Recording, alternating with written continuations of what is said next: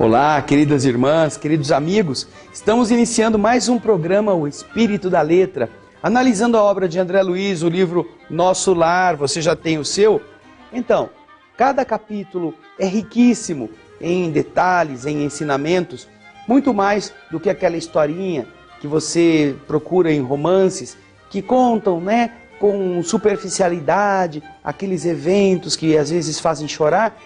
O livro Nosso Lar tem a historinha, mas ensina muito profundamente a respeito das leis do mundo espiritual. O capítulo de hoje é o capítulo 37. Semana passada nos emocionamos com André Luiz reencontrando a sua mãe, não é? Quando o sonho daquele espírito que vai em desdobramento encontrar a mãezinha em planos mais elevados foi muito instrutivo.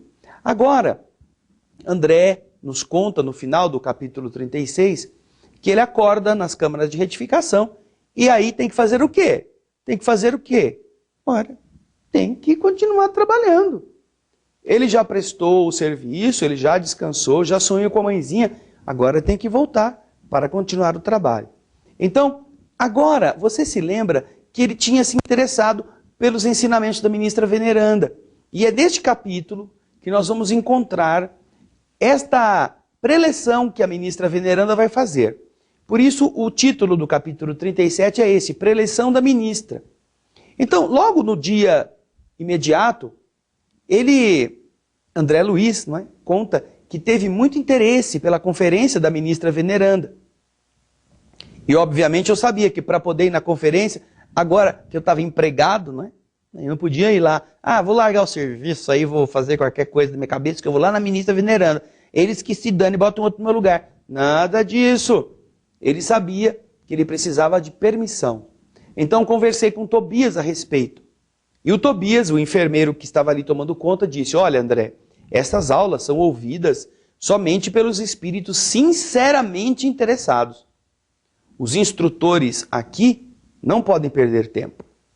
Então, se você realmente está interessado, você fica autorizado a comparecer com os ouvintes que se contam por centenas, entre servidores e abrigados do Ministério da Regeneração e do Auxílio.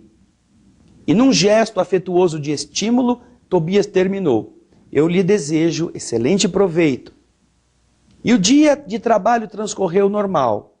O contato de minha mãe, suas belas observações sobre a prática do bem, enchiam-me o espírito de sublime conforto. A princípio, logo após despertar, aqueles conceitos sobre bônus hora, trabalho, aquelas coisas estranhas que eu ouvira da minha mãe, sobre como eram contadas as horas e os bônus, que pareciam um pouco confusa, ainda estavam na minha cabeça. E me haviam suscitado certas interrogações de vulto, diz o André. Como poderia estar a compensação da hora afeta a Deus, estar ligada a Deus? André quer saber. Não era atribuição do administrador espiritual ou do administrador humano a contagem do tempo? Tobias, entretanto, esclarecera-me a inteligência faminta de luz. Aos administradores, em geral, está a responsabilidade, a obrigação de contar o tempo de serviço, sendo justo, igualmente, instituírem elementos de respeito e consideração ao mérito do trabalhador. Então, o administrador, ele conta o tempo, ele fica ali observando quanto que ele trabalhou, com que empenho ele trabalhou, qual é o mérito do trabalhador. Mas, quanto ao valor essencial do aproveitamento justo, só mesmo, diz o Tobias, as forças divinas podem determinar com exatidão. Existem servidores que depois de 40 anos de atividade especial, se retiram dela com a mesma incipiência da primeira hora, provando que gastaram tempo sem empregar dedicação espiritual. Assim como existem homens que, atingindo 100 anos de existência, dela saem com a mesma ignorância da idade infantil. Tanto é precioso o conceito de sua mãe, disse Tobias, que basta lembrar as horas dos homens bons e dos maus. Nos primeiros, transformam-se em celeiros de bênçãos do Eterno. Nos segundos, em chicotes de tormento e remorso, como se fossem entes malditos. Cada filho acerta contas com o pai, conforme o emprego da oportunidade ou segundo suas obras. Essa contribuição de esclarecimento, diz o André, me ajudou a ponderar o valor do tempo em todos os sentidos, como deve nos ajudar também a meditar o que estamos fazendo com o nosso. É para nós também. Quanto estamos trabalhando e como estamos trabalhando. Chegada, entretanto, a hora destinada à preleção da ministra, que se realizou depois daquela oração da tarde, dirigi-me, em companhia de Narcisa e Salústio, para um grande salão em plena natureza. Verdadeira maravilha, o recinto verde, onde grandes bancos de relva nos acolheram confortadoramente. Flores variadas, brilhando à luz de belos candelabros, expeliam delicado perfume. Calculei a assistência em mais de 1000 pessoas. Na disposição comum da grande assembleia, notei que 20 entidades se assentavam em local destacado entre nós outros e a eminência florida, e o local onde seria a poltrona da instrutora. A uma pergunta minha, Narcisa explicou: ora, André, estamos na assembleia de ouvintes. Aqueles irmãos que se conservam em lugar de realce são os mais adiantados na matéria de hoje, companheiros que podem perguntar à ministra. Adquiriram esse direito pela aplicação ao assunto, condição que poderemos alcançar também por nossa vez. Não é porque eles eram amiguinhos, porque eles eram da turminha, torciam pelo mesmo time, não. Eram os que estavam mais aplicados e adiantados naquele assunto. Tá vendo como vale a pena a gente ler o livro Nosso Lar? Então, esperamos que você no próximo bloco possa nos acompanhar na primeira fileira aí, hein? Olha lá, a ministra Veneranda vai falar com todos nós. Esteja na primeira fila você também. Daqui a pouco a gente volta.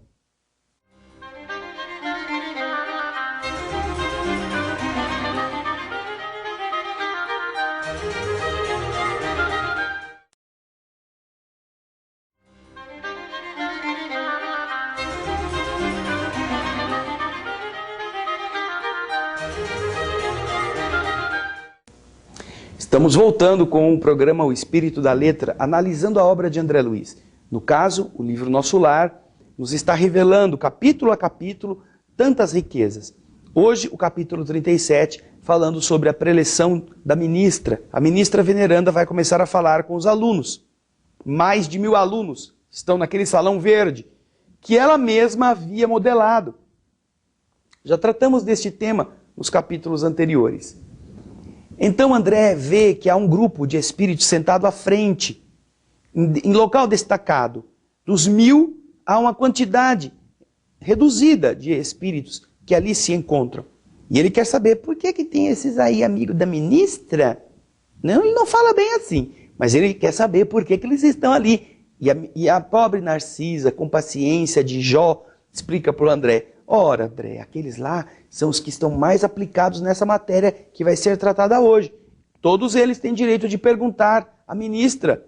São os únicos que podem perguntar à ministra, porque eles estão ligados ao tema com estudo mais profundo. Qualquer um de nós pode fazer isso. Qualquer um de nós pode estudar. E então, André Luiz fica surpreso e pergunta para Narcisa: e você, Narcisa? Você também não pode ficar lá entre eles, não? E ela respondeu: não. Por enquanto, posso me sentar ali somente nas noites que a instrutora trate do tema sobre o tratamento dos espíritos perturbados. Só nessas noites. Agora, existem irmãos que ali permanecem no trato de várias teses, conforme a cultura que já adquiriram. Muito curioso esse processo, falou André Luiz, não é? O governador, disse a enfermeira, determinou essa medida nas aulas e palestras de todos os ministérios. a fim de que os trabalhos não se convertessem em desregramentos da opinião pessoal, sem uma base justa, perdendo gravemente o tempo para o conjunto. Fica aquelas opiniões, aquelas baboseiras, que cada um quer dizer um pouquinho do que acha, sem saber profundamente do tema. Para evitar isto, aproveitar o tempo na melhor maneira, o governador determinou que em todas as preleções de todos os ministros fosse assim que todos se conduzissem. Quaisquer dúvidas, quaisquer pontos de vista, verdadeiramente úteis, poderão ser esclarecidos ou aproveitados, mas, tendo em vista o momento adequado, mal acabara ela de falar, e eis que a ministra veneranda entrou no recinto em companhia de duas senhoras de porte distinto, que Narcisa informou que eram também ministras da comunicação. Veneranda espalhou com a simples presença enorme alegria em todos os semblantes. Não mostrava a fisionomia de uma velha, o que contrastava com o seu nome, porque parece um nome Veneranda, parece uma pessoa velhinha, assim, de cabelinho branquinho, mas ela não.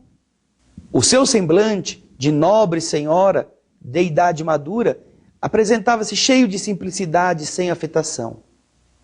Depois de palestrar ligeiramente com os 20 companheiros, como a informar-se das necessidades dominantes na Assembleia em geral, com relação ao tema da noite, ela começou dizendo: como sempre, não posso aproveitar a nossa reunião para discursos de longa tiragem verbal. Mas aqui estou para conversar com vocês, relacionando algumas observações sobre o pensamento. Olha o tema da noite, o pensamento. Você já pensou sobre o seu pensamento? Você domina o seu pensamento? Você sabe organizar o seu pensamento? É o que a ministra iria tratar. Encontram-se entre nós, no momento, diz a ministra, algumas centenas de ouvintes que se surpreendem com a nossa esfera cheia de formas parecidas às da Terra. Não haviam aprendido que o pensamento é a linguagem universal? Não foram informados de que a criação mental é quase tudo em nossa vida? São numerosos os irmãos que formulam semelhantes perguntas. Nossa, mas aqui é tão parecido com o que era a Terra, ou a Terra é tão parecida com o que é aqui, meu Deus, que coisa esquisita.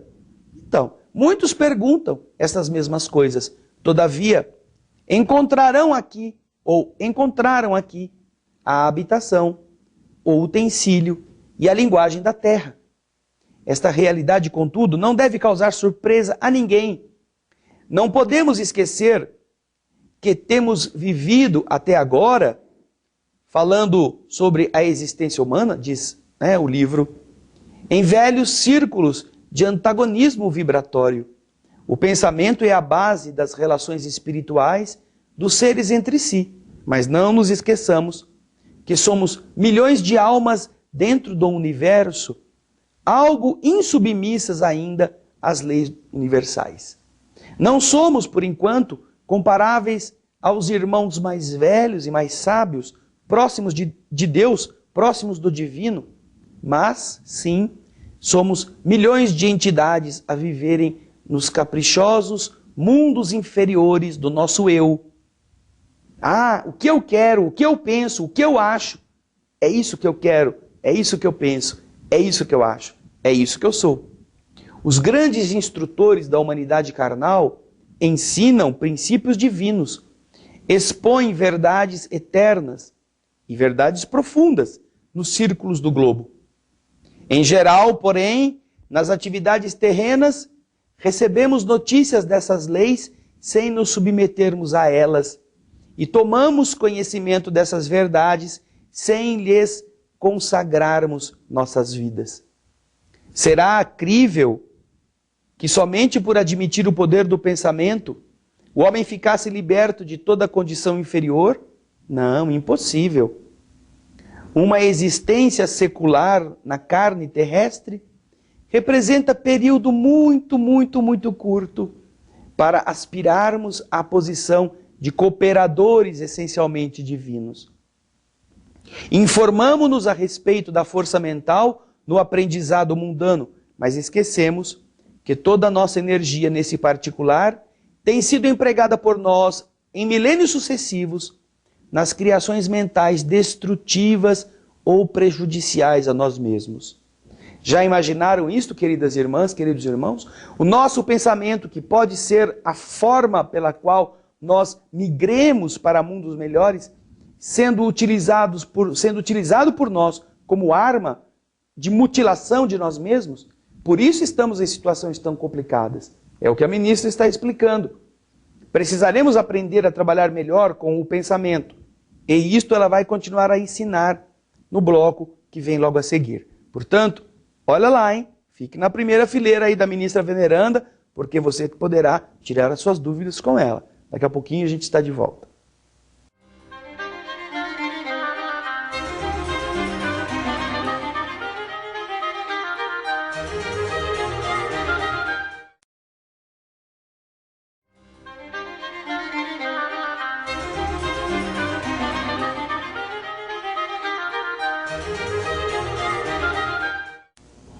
Estamos de volta com o estudo do livro Nosso Lar, do nosso programa O Espírito da Letra, o capítulo 37, a preleção da ministra veneranda. Vocês estão vendo que ela está explicando sobre o pensamento. E isto para nós é muito importante, porque nós também não somos disciplinados no nosso pensamento. E olha, para não perdermos tempo, vejamos os conceitos nobres que ela continua a tratar na sua palestra.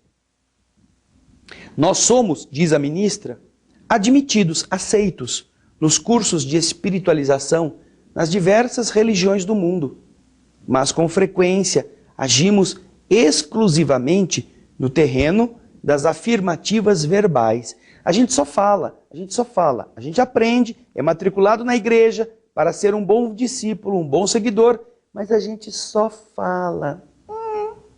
Só fala, em vez de fazer. Ninguém, todavia, atenderá, diz a ministra, ao dever apenas com palavras. Ensina a Bíblia que o próprio Senhor da vida não ficou parado no verbo e continuou o trabalho criativo na ação.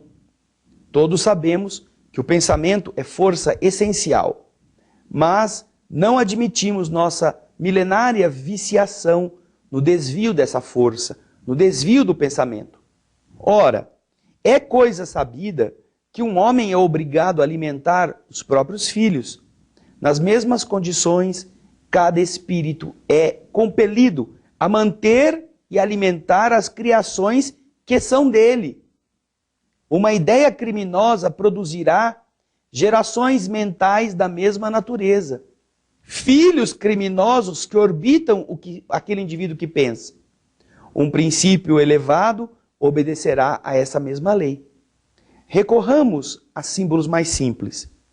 Após elevar-se às alturas, diz a ministra veneranda, a água volta purificada, veiculando vigorosos fluidos vitais no orvalho protetor ou na chuva benéfica. Conservemo-la, diz a ministra, com os detritos da terra, e nós a faremos uma habitação de micróbios destruidores. O pensamento é força viva em toda parte. É a atmosfera criadora que envolve o pai e os filhos, a causa e os efeitos no lar universal. Nele transformam-se homens em anjos a caminho do céu ou se fazem gênios diabólicos a caminho do inferno. Apreendem vocês a importância disso? Certo, nas mentes evoluídas, entre os desencarnados e encarnados, que basta o intercâmbio mental sem necessidade das formas. E é justo destacar que o pensamento em si é a base de todas as mensagens silenciosas da ideia, dos maravilhosos planos da intuição entre os seres de toda a espécie. Dentro desse princípio, o espírito que haja vivido exclusivamente na França poderá comunicar-se no Brasil, pensamento a pensamento, não precisando da forma verbal especial, que nesse caso será sempre a forma daquele que recebe a mensagem. Mas isso também exige afinidade pura. Não estamos, porém, nas esferas de absoluta pureza mental, onde todas as criaturas têm afinidades entre si. Afinamo-nos uns com os outros, em núcleos isolados, e somos forçados a prosseguir nas construções transitórias da Terra, a fim de regressar aos círculos planetários com maior bagagem evolutiva. Nosso lar, portanto, como cidade espiritual de transição, é uma bênção que nos é concedida por acréscimo da misericórdia, para que alguns poucos se preparem para subir a níveis melhores e para que a maioria volte à Terra em serviços redentores. Então, compreendamos a grandiosidade das leis do pensamento e submetamo-nos a elas desde hoje. E aí? Quem deseja aproveitar? Pergunta a ministra. Quem de nós quer, de verdade, aprender a controlar o pensamento, aprender a plasmar boas coisas? Não são os obsessores que nos perseguem, não. Muitas vezes somos nós que os seduzimos com pensamentos ruins, provocadores. Somos nós que geramos o conflito familiar, armando o nosso lar com todas as bombas, com todos os tipos de espinhos que ali vão produzir sofrimentos. Nosso pensamento é algo que cada um pode e deve controlar para ser mais feliz. Leia de novo este capítulo. Veja como a ministra é clara ao falar que entre os que são puros de coração, são puros na evolução, é possível comunicarem-se pelo pensamento. Mas nem sempre é assim. Portanto, é preciso melhorarmos-nos para que sintamos as emanações que vêm do alto, captando-as com um pensamento mais limpo, mais puro e melhorando a nossa forma de ser. De nós depende a qualidade da vida que estamos levando pela qualidade de pensamentos que nós estamos querendo cultivar em nós mesmos. Muitas doenças do corpo estão enraizadas exatamente num pensamento enfermo. Revelações importantes, não? Fazem parte da nossa vida. Aproveitem. Transformem-se. O seu pensamento é o seu filho. Crie bem ele. Esperamos você no nosso próximo programa. Um grande abraço e muita paz.